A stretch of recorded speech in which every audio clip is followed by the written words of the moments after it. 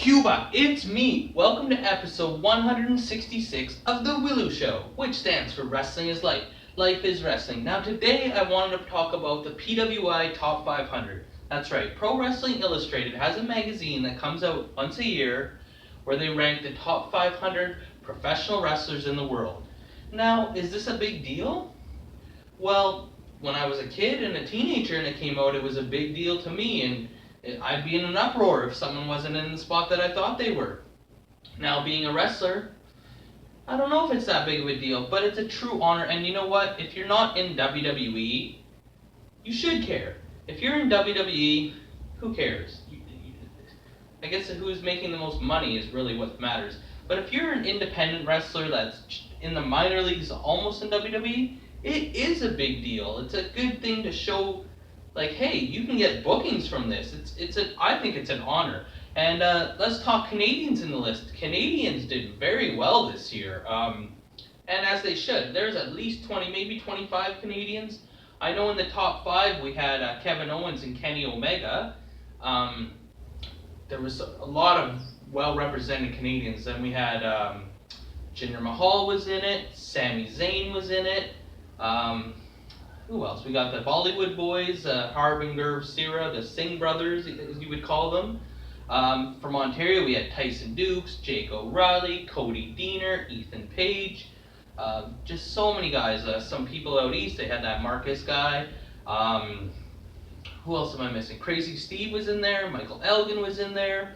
Tyler Breeze was in there. British Bulldog Jr. was in there. Canadians did really well, and Ty Dillinger, did I forget him? And it just shows us there's a lot of great talent up here. So why was there no women picked from Canada to be in the Mae Young Classic tournament? That kind of drives me crazy, especially when they usually want to get all the countries in there. There's a lot of great Canadian women wrestlers, but they're not featured in this list. They have another list for the women wrestler, and usually the Canadians do pretty well in that. But Space Monkey, I don't know if you consider him Canadian or he's from space, but he was on the list. So just well done. I want to just say congratulations to everybody that did make the list. It's well deserved for anybody that I know. And if I missed somebody, I'm sorry. I don't have the list right in front of me. I just read through it and I'm just trying to remember. But wow, like it's so well done. How hard must it be to come up with this list? Like, I'm sure they get a group of probably 4 or 5 writers, and then there's probably a lot of guys on the list that they don't even know. So how do they choose them? By, like, I know you can submit your picture and your accomplishments and get in there. And what do? Just take a vote? Do they actually go online and watch these guys' matches? How is it? So you have to take it with a grain of salt. It's opinion thing. So if someone you thought should be a bit higher, well, maybe they are. Make your own list.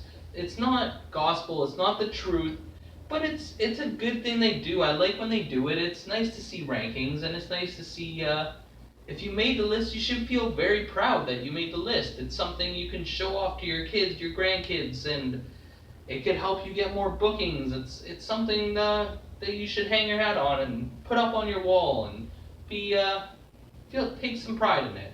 But I love this list, and do I have any complaints about it? I can't really say yes or no. Like, what really, I've done a show about this in the past, what really makes the best all-round wrestler? Is it the actual matches they have? Is it how they talk, how they present themselves, how many titles they've won, how many different promotions they featured in, how much money they get paid, how many shirts they sell? Like, what really makes it?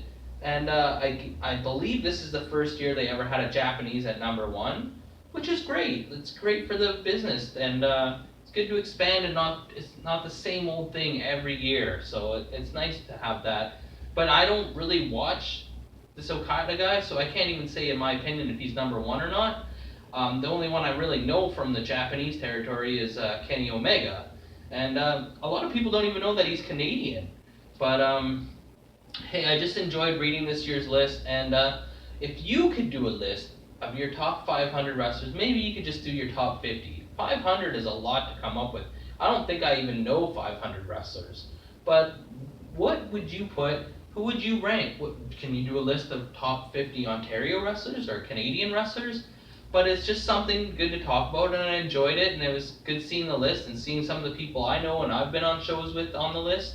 And congratulations to everybody. Remember, on the W.I.L.L.I.W show, like, or you get a leg drop.